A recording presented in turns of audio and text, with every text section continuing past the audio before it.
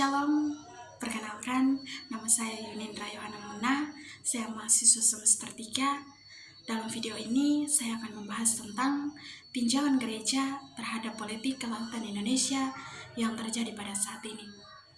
Tinjauan gereja terhadap politik kelautan Indonesia yang terjadi pada saat ini dapat bervariasi tergantung pada pandangan dan nilai-nilai yang dipegang oleh gereja tersebut. Meskipun demikian, gereja umumnya memiliki perhatian terhadap isu-isu sosial, keadilan, dan lingkungan hidup yang terkait dengan politik kelautan. Berikut adalah beberapa perspektif yang dapat diemban oleh gereja terkait politik kelautan Indonesia. Yang pertama, kepedulian terhadap lingkungan dan ekosistem kelautan. Gereja seringkali mendorong penghargaan terhadap keindahan dan pentingnya keberlanjutan lingkungan hidup, termaksud kelautan. Gereja dapat menekankan pentingnya menjaga kelestarian sumber daya kelautan, melindungi ekosistem laut, dan mengatasi perubahan iklim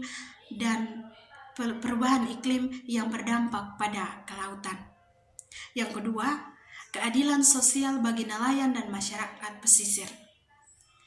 Gereja seringkali memiliki perhatian khusus terhadap kelompok-kelompok yang rentan, termaksud nelayan dan masyarakat pesisir yang sangat tergantung pada sumber daya kelautan. Gereja dapat menekankan pentingnya keadilan sosial, perlindungan hak-hak masyarakat pesisir, dan pembangunan ekonomi yang berkelanjutan di sektor kelautan. Yang ketiga, pemberdayaan masyarakat lokal.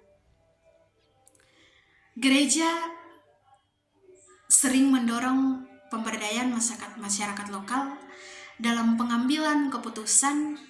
Dalam pengambilan keputusan ini juga terkait pengelolaan sumber daya kelautan.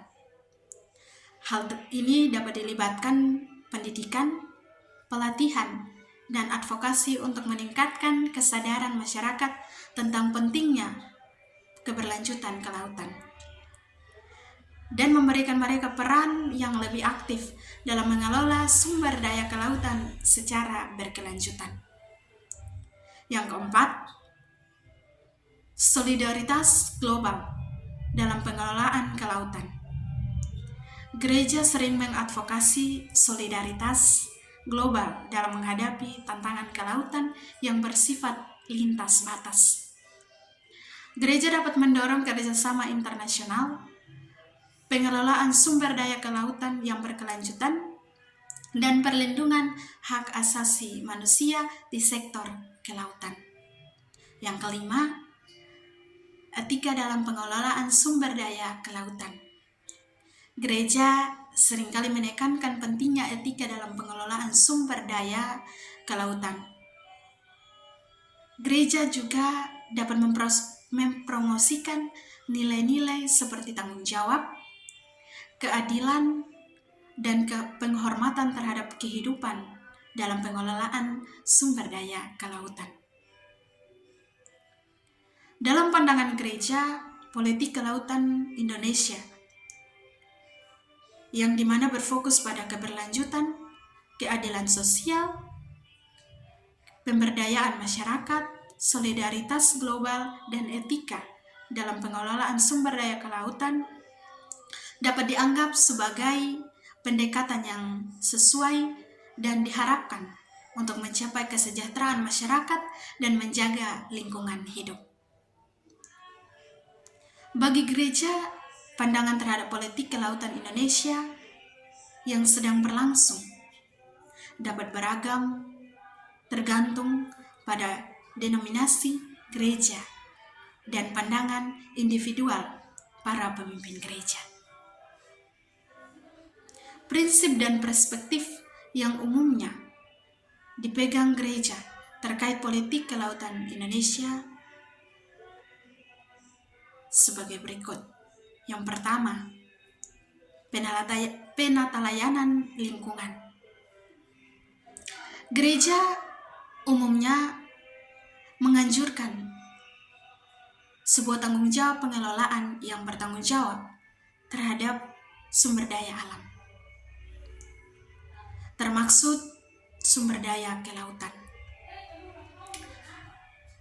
Gereja melihat laut sebagai bagian dari ciptaan Tuhan yang dimana harus dijaga. Oleh karena itu, mereka mendorong pengelolaan yang berkelanjutan, perlindungan ekosistem laut, dan pengurangan pencemaran dan kerusakan lingkungan. Yang kedua, keadilan sosial. Gereja sering memperhatikan isu-isu keadilan sosial yang terkait dengan politik kelautan. Mereka memperhatikan hak-hak nelayan dan masyarakat pesisir, serta pemenuhan kebutuhan dasar mereka.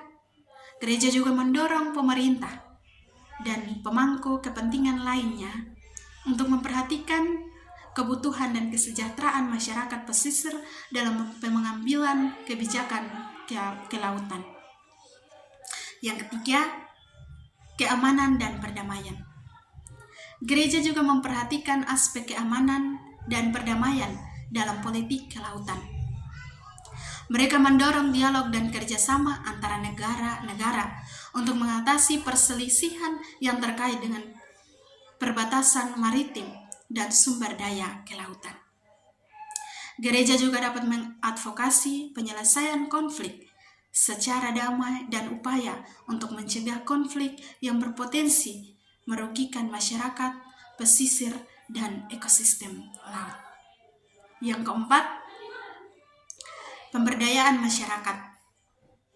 Gereja sering mengedamkan pemberdayaan masyarakat dalam pengambilan keputusan terkait politik kelautan. Mereka mendorong partisipasi aktif masyarakat lokal, termaksud nelayan dan masyarakat pesisir, dalam pembuatan kebijakan dan pengelolaan sumber daya kelautan. Gereja dapat memberikan pelatihan dan dukungan untuk meningkatkan pemahaman dan keterlibatan masyarakat dalam upaya pengelolaan yang berkelanjutan. Yang kelima, solidaritas global. Gereja juga memperhatikan dimensi global dari politik kelautan Indonesia.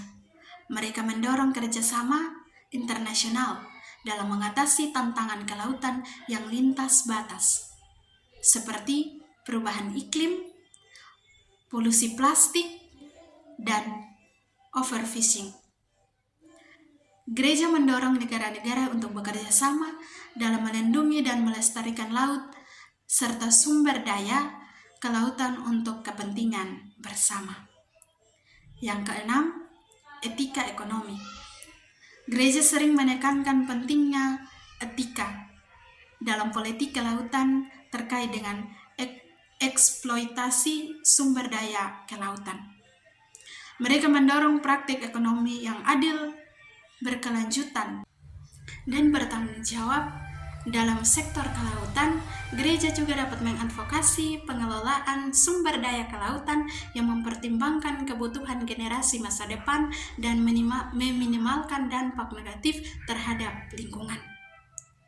Pandangan gereja terhadap politik kelautan Indonesia didasarkan pada nilai-nilai keadilan sosial, keberlanjutan, dan tanggung jawab manusia dalam menjaga ciptaan Tuhan.